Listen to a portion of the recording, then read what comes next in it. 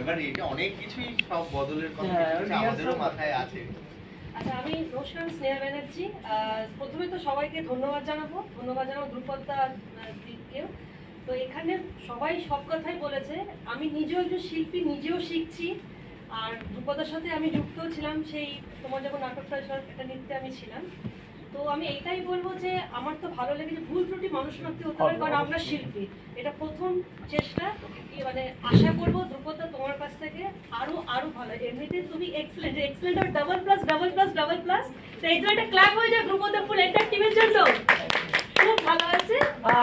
আপনাদের সকলে আমাদের সাথে যুক্ত হয়েছেন। আরো তো সন্ধ্যাটাকে ফোন করব, তারপরে ফোন করব, সবাইকে ফোনে তো যোগাযোগ হবে। আর অমিতা তো আমাদের ঘরেরই মানুষজন।